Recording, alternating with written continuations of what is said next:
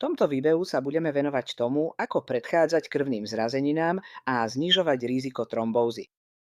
Srdečne vítam všetkých. Keď sa v niektorej z hlbokých žíl v tele vytvorí krvná zrazenina, vzniká v našom organizme nebezpečný stav. Krv nemôže ďalej prúdiť. Krvná zrazenina sa môže pomaly pohybovať v žilách a dokonca úplne zablokovať prietok krvi. Keď sa krvná zrazenina vytvorí v nohách, ide o hlbokú žilovú trombózu. Ak sa objaví pri srdci, môže to viesť k infarktu. Mozgová zrazenina spôsobuje mozgovú mŕtvicu, ale krvné zrazeniny môžu vzniknúť aj v pečení a obličkách. Krvná zrazenina, ktorá upchá plúcne žily, spôsobuje plúcnu embóliu, ktorej príznakmi sú dýchavičnosť, dusenie, kašel, bolesť na hrudi, celková nevoľnosť a závraty. Hlavným príznakom krvnej zrazeniny v nohách je opuch. Opuchnúť môžu členky, chodidlá, lítka alebo dokonca celé nohy, pričom sa môže objaviť aj bolesť a začervenanie. Riziko vzniku krvných zrazenín sa zvyšuje pri fajčení, sedavom spôsobe života a nadváhe. Čo je dôležité vedieť v prvom rade je to, že 95% krvných zrazenín tvorí bielkovina, teda nie tuk alebo cholesterol, ako sme to celé 10 ročia počúvali od lekárov. Skladá sa z troch druhov bielkovín, z ktorých viac ako polovicu tvorí bielkovina nazývaná fibrín, 1% sú červené krvinky a iba 4% cholesterol. Takže cholesterol a nasýtené tuky ako slanina, tučné mäso, maslo, syry nemajú veľa spoločného so vznikom krvných zrazenín. V našom tele neustále vznikajú a zanikajú krvné zrazeniny. Takže je to proces, ktorý patrí k normálnemu fungovaniu nášho organizmu. Čiže rôzne enzymy pravidelne rozpúšťajú a vytvárajú zrazeniny.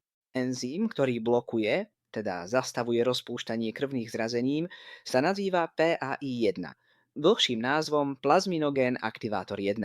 Jeho hladinu teda treba udržiavať nízku, pretože ak je ho príliš veľa, proces rozpúšťania krvných zrazenín sa spomaľuje. Hladinu enzymu PAI1 zvyšuje glukóza, teda cukor, inzulín, čiže príliš veľa cukru a časté jedenie počas dňa. Kortizol, teda stres a vysoká hladina estrogénu, čo úzko súvisí aj s predchádzajúcimi faktormi.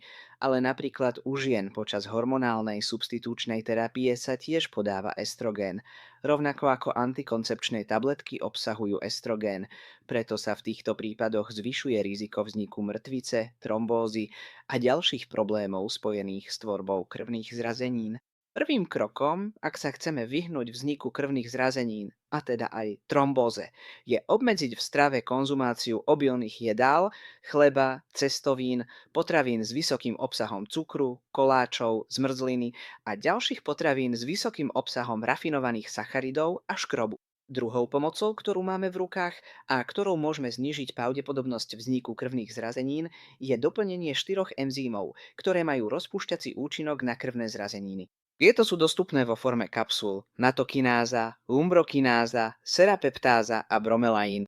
Posledný z nich, bromelain, sa vo väčšom množstve nachádza v ananáse. Krvné zrazeniny môžeme rozpúšťať aj vitamínom E. Aj v tomto prípade si vyberajme vitamín E v jeho prírodzenej forme, nie v kapsulách. O vitamíne E som už predtým natočil video, kde podrobne rozoberám rôzne druhy vitamínu E. Najlepšie prírodné zdroje vitamínu E sú rakitníkový olej, olej z pšeničných klíčkov a slnečnicové semienka alebo zastudená lisovaný slnečnicový olej. Krvný obeh môžeme zlepšiť pomocou piknogenov. Táto účinná látka sa získava z kôry borovice a môžeme ju príjmať vo forme kapsulových výživových doplnkov. Zelené potraviny, ako sú mikroriasy, spirulína, chlorela, pšeničná tráva a ďalšie, vďaka obsahu vitamínu K znižujú možnosť vzniku krvných zrazenín. Ak prijímame málo vody, dlhodobo to spôsobuje zahusťovanie krvi, čo zvyšuje riziko tvorby krvných zrazenín. Preto je veľmi dôležité, aby sme každý deň pili primerané množstvo vody vzhľadom na náš životný štýl. Keď štení tepien oslabnú, naše telo dokáže cievnu stenu opraviť pomocou kolagénu.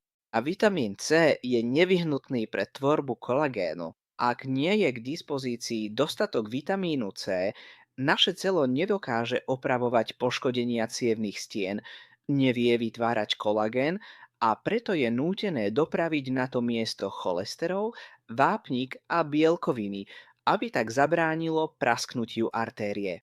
Tento stav výrazne zvyšuje pravdepodobnosť tvorby krvných zrazenín a vedie k arterioskleróze. Takže ak máme v tele dostatok vitamínu C, celý tento proces sa vôbec nespustí. Ale už na samom začiatku, keď sa niekde objaví chyba na cievnej stene, táto stena sa dokáže zregenerovať pomocou kolagénu a vitamínu C, ktorý je potrebný na jeho fungovanie.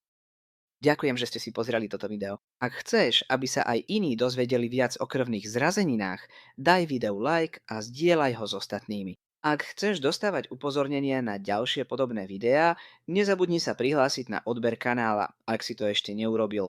Prajem ti veľa zdravia. Uvidíme sa v ďalšom videu. Dovrby nech je zdravie s tebou.